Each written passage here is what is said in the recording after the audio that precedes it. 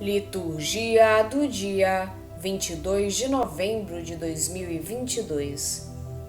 Memória de Santa Cecília, Virgem e Mártir. Primeira leitura. Leitura do livro do Apocalipse de São João. Eu, João, na minha visão, vi uma nuvem branca e sentado na nuvem alguém que parecia um filho de homem. Tinha na cabeça uma coroa de ouro e nas mãos uma foice afiada. Saiu do templo outro anjo, gritando em alta voz para aquele que estava sentado na nuvem: lança a tua foice e ceifa. Chegou a hora da colheita. A seara da terra está madura. E aquele que estava sentado na nuvem lançou a foice e a terra foi ceifada. Então saiu do templo que está no céu mais um anjo. Também ele tinha nas mãos uma foice afiada. E saiu de junto do altar outro anjo ainda, aquele que tem o poder sobre o fogo.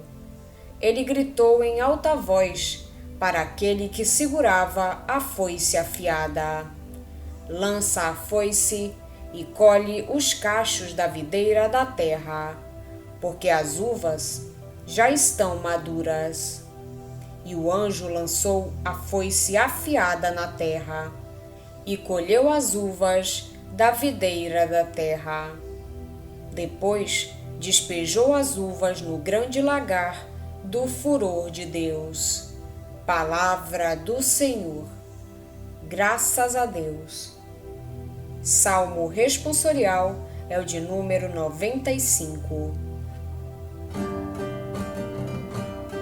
O Senhor vem julgar nossa terra.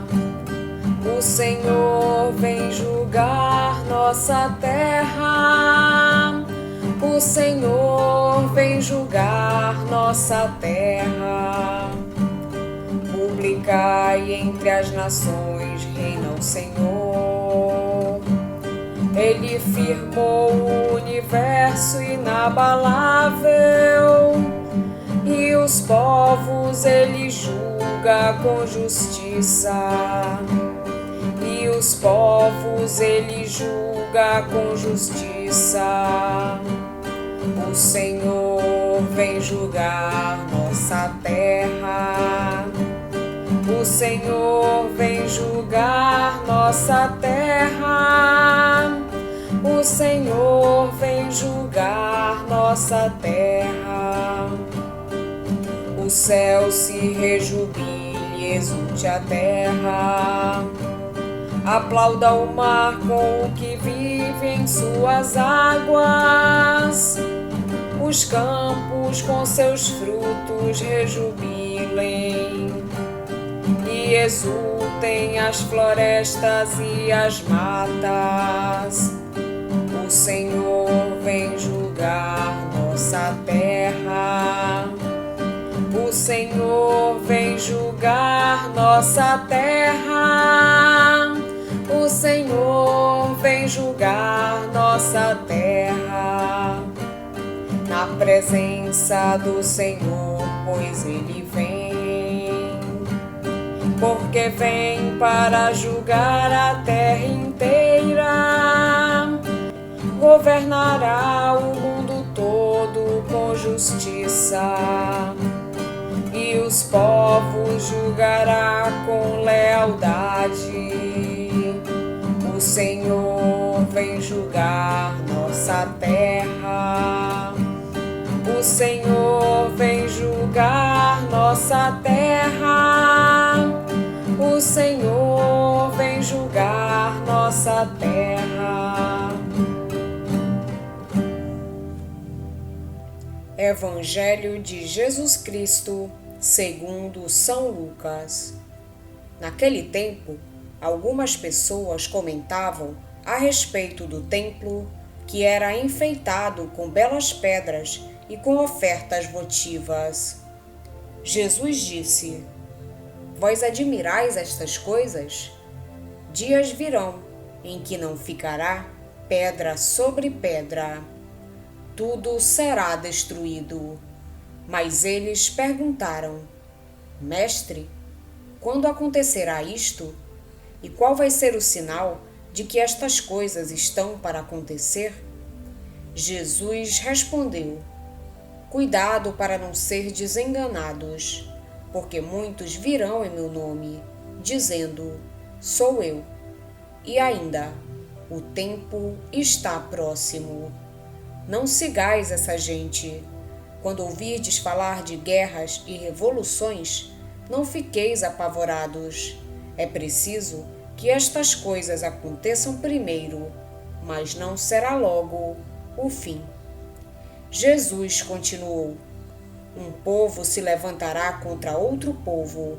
Um país atacará outro país. Haverá grandes terremotos, fomes e pestes em muitos lugares. Acontecerão coisas pavorosas e grandes sinais serão vistos no céu. Palavra da salvação. Glória a vós, Senhor. Mais uma vez, João utiliza símbolos cuja interpretação nos introduz na compreensão da mensagem. O primeiro símbolo é a nuvem. Na tradição bíblica, indica uma teofania, uma manifestação de Deus. Neste caso, é o Filho do Homem que aparece para julgar e oferecer a salvação. Este Filho do Homem é Cristo. João conclui a sua mensagem sobre a pessoa e a missão de Cristo. O símbolo da ceifa e o da vindima, ou colheita, ilustram o juízo que Jesus veio e virá pronunciar sobre a humanidade. Trata-se de um juízo aberto à salvação, que é exatamente dom daquele cujo nome é Salvador. Considerar esse juízo apenas pelo lado negativo seria desconhecer o dom de Deus e subtrair-se à vontade salvífica universal do Senhor. É verdade que os que tiverem recusado a salvação serão afastados de Deus e objeto de sua cólera. Mas isso acontece porque livremente se subtraíram à divina misericórdia. A página joânica oferece-nos outra mensagem. Há uma íntima relação entre a vida presente e a vida futura. Tudo depende de Deus e da sua divina bondade, mas tudo depende também das nossas opções pessoais e das obras que fazemos. No texto do Evangelho, o fim do mundo e a vida futura marcam a espiritualidade cristã. É o que Lucas nos indica ao referir mais um discurso escatológico de Jesus. As perguntas que os ouvintes fazem a Jesus: Mestre, quando sucederá isso? E qual será o sinal de que estas coisas estão para acontecer? São duas pistas para investigarmos a mensagem. O discurso de Jesus é pronunciado diante do templo, com as suas belas pedras e ofertas votivas, o que cria contraste entre o presente, que ameaça fechar a religiosidade dos contemporâneos de Jesus, e o futuro, para onde Jesus deseja orientar a fé dos seus ouvintes. Ao responder, Jesus anuncia o fim do templo e, de certo modo, de tudo aquilo que ele simboliza. Anuncia o fim do mundo, que se concretizará nessa catástrofe e em tantas outras. Tudo o que é deste mundo terá certamente fim, mais cedo ou mais tarde. Por isso, o mais importante é acolhermos o ensinamento de Jesus e deixar-nos guiar por ele, enquanto aguardamos a sua vinda.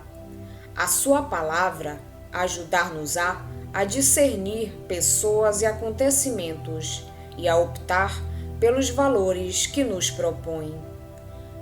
Há muita gente que anuncia a proximidade do fim do mundo para nos aterrorizar e nos oferece caminhos de salvação. Jesus não faz isso. Mesmo quando fala do fim do mundo, preocupa-se em iluminar-nos e em confortar-nos. As leituras de hoje colocam-nos perante a realidade do fim do mundo e do juízo de Deus, que não pode suportar o pecado e intervém com força terrível. O anjo vindimou os cachos da vinha da terra e lançou as uvas no grande lagar da ira de Deus. Diz-nos o Apocalipse: não ficará pedra sobre pedra, tudo será destruído. Diz-nos Jesus ao falar do Templo de Jerusalém. Mas entre as duas leituras há um salmo de exultação, porque Deus vem julgar a terra. Alegrem-se os céus, exulte a terra, ressoe o mar e tudo o que ele contém. Exultem os campos e quantos neles existe. Alegrem-se as árvores das florestas diante do Senhor que vem julgar a terra. Julgará o mundo com justiça e os povos com fidelidade. Tudo neste mundo é efêmero, menos o reino de Deus, que já está presente e atuante, e que Cristo, um dia, virá completar e conduzir ao Pai. No discurso escatológico de Jesus, temos que distinguir 3 níveis: a destruição de Jerusalém, o fim da vida terrena de cada um de nós, os acontecimentos finais da história de toda a humanidade. Tudo passa. Só Cristo e seu reino de amor, de justiça e de paz hão de permanecer.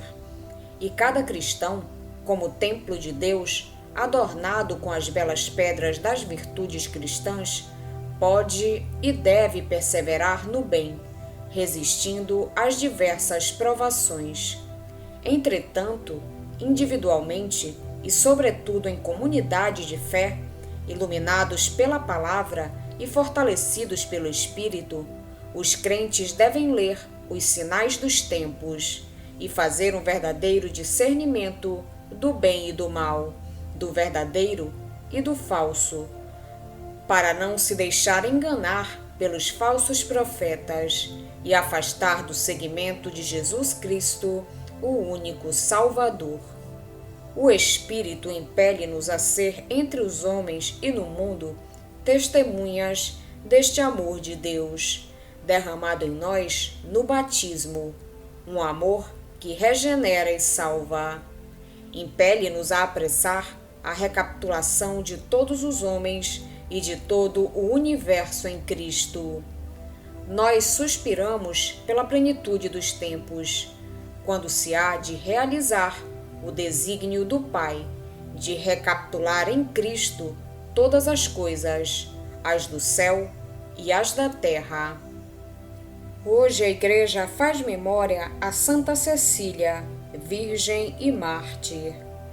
O culto de Santa Cecília, que deu o nome a uma basílica construída em Roma no século V, difundiu-se amplamente a partir da narração do seu martírio, em que ela é exaltada como exemplo perfeitíssimo de mulher cristã, que abraçou a virgindade e sofreu o martírio por amor de Cristo.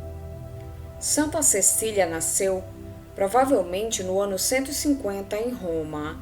Era filha de um senador romano da família nobre dos Metelos. Era cristã e desde pequena fez voto de castidade para viver o amor de Deus e de Cristo. Como cristã, numa época tão antiga e em Roma, ela certamente herdou a fé dos discípulos de São Paulo, que levou a fé até Roma, e de São Pedro, o primeiro Papa. Cecília herdou a fé desses santos homens e de tantos outros que foram martirizados exatamente em Roma. O cristianismo que Cecília recebeu em sua formação era o cristianismo dos mártires, dos heróis da fé. Cecília foi cristã numa igreja perseguida, numa igreja que ainda era minoritária, porém cheia de profunda fé, esperança e coragem. No transcorrer normal de sua vida, quando jovem, ela foi prometida e dada em casamento a um jovem chamado Valeriano. No dia do casamento, ela estava muito triste. Então ela chamou seu noivo e disse a ele toda a verdade sobre sua fé. Disse que tinha feito voto de castidade para Deus e começou a falar das glórias de Deus e de Jesus Cristo ao jovem, que a ouvia boquiaberto com a força de suas palavras e a convicção que vinha de seu coração. Tamanho foi o poder das palavras de Cecília que, após ouvi-la, ele se converteu, entendeu a promessa de sua noiva e disse que iria respeitá-la em sua decisão. Naquela mesma noite, ele recebeu o batismo. Valeriano contou o que ocorrera para seu irmão Tibúrcio, e este também, impressionado, se converteu. Ambos eram pagãos. Santa Cecília, então, vendo a maravilha que Deus estava operando através dela, agradecida, cantou para Deus: Senhor, guardai sem manchas o meu corpo e minha alma, para que não seja confundida. Foi um canto inspirado e emocionante, que tocou profundamente o coração de todos. Daí vem o fato de ela ser considerada a padroeira dos músicos cristãos. O prefeito de Roma, Túrcio Almáquios, teve conhecimento da conversão dos dois irmãos e quis o tesouro dos dois irmãos nobres e ricos. Os dois irmãos, porém, já tinham distribuído todos os seus bens aos pobres. O prefeito de Roma exigiu então, sob pena de morte, que os dois abandonassem a nova fé. Os dois, porém, alimentados com a força do cristianismo nascente e cheios do poder de Deus, não renegaram sua fé. Assim, foram condenados à morte e decapitados. Santa Cecília foi chamada ao Conselho Romano logo em seguida. Isso aconteceu provavelmente no ano 180. O conselho exigiu, primeiro, que ela revelasse onde estaria o tesouro dos dois irmãos. Ela disse que tudo já tinha sido distribuído aos pobres. O prefeito, furioso, exigiu que ela renunciasse à fé cristã e adorasse os deuses romanos. Cecília negou-se, mostrando muita coragem e serenidade diante de todos. Condenaram-na à tortura, mas estando ela diante dos soldados romanos para ser torturada, ela falou a eles sobre as maravilhas de Deus, sobre a verdadeira religião, sobre o sentido da vida, que é o seguimento de Jesus Cristo. Os soldados, maravilhados com uma mensagem que nunca tinham ouvido, ficaram do lado de Cecília, dizendo que iriam abandonar o culto aos deuses.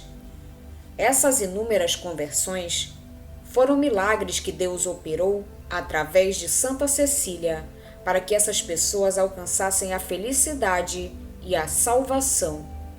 O prefeito, então aborrecido e furioso, deu ordens para outros algozes trancarem Santa Cecília no balneário de águas quentes do seu próprio castelo, logo na entrada dos vapores. Ali, ela seria asfixiada pelos vapores ferventes que aqueciam as águas. Ninguém conseguia ficar ali por mais de alguns minutos. Era a morte certa. Porém, para surpresa de todos, milagrosamente ela foi protegida e nada lhe aconteceu. Todos ficavam impressionados com a fé daquela jovem frágil que enfrentava a morte sem receio por causa da grande fé que tinha em seu coração. Mas o prefeito irredutível mandou que ela fosse morta com 3 golpes de machado em seu pescoço. O algoz obedeceu, mas não conseguiu arrancar sua cabeça, coisa que ele estava acostumado a fazer com apenas uma machadada.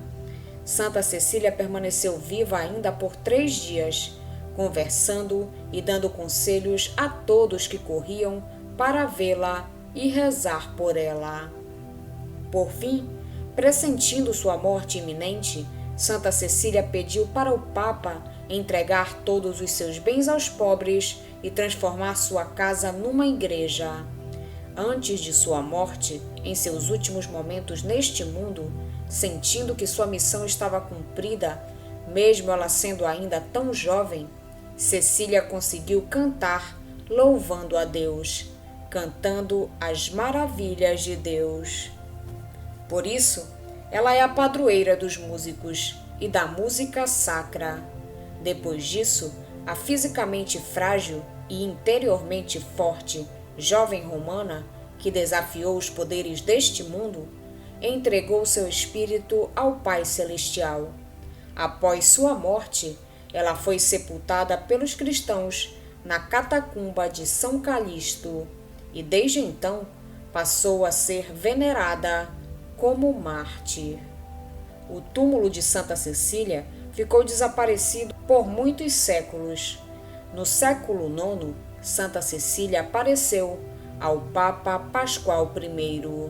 Logo após esse fato, seu túmulo foi encontrado e lá estava o caixão com as relíquias da santa. O corpo dela estava intacto, na mesma posição em que ela foi enterrada. Ao lado da santa estavam também os corpos de Valeriano e Tibúrcio. No ano de 1599, o cardeal Sfondrati mandou abrir o túmulo de Santa Cecília e seu corpo foi encontrado na mesma posição que estava quando o Papa Pascoal I a encontrou. Sua festa é celebrada em 22 de novembro, Dia dos Músicos e da Música. Santa Cecília, rogai por nós. Vamos pedir a Deus que nos auxilie no dia de hoje para que possamos permanecer na sua santa vontade. Pedimos também a intercessão da Virgem Maria, de Santa Cecília e todos os anjos e santos de Deus. Pai nosso que estais nos céus, santificado seja o vosso nome. Venha a nós o vosso reino, seja feita a vossa vontade, assim na terra como no céu. O pão nosso de cada dia nos dai hoje. Perdoai-nos as nossas ofensas, assim como nós perdoamos a quem nos tem ofendido. E não nos deixeis cair em tentação, mas livrai-nos do mal. Amém. Oração. Ó Deus, sede favorável às nossas súplicas e dignai-vos atender às nossas preces pela intercessão de Santa Cecília. Por nosso Senhor Jesus Cristo, vosso Filho, na unidade do Espírito Santo. Amém. Estivemos reunidos em nome do Pai, do Filho e do Espírito Santo. Amém. Tenham todos um abençoado dia. Fiquem na santa paz de Jesus. Se inscrevam no canal, deixem seu like e compartilhem essa mensagem com seus amigos. Um grande abraço e até o próximo vídeo.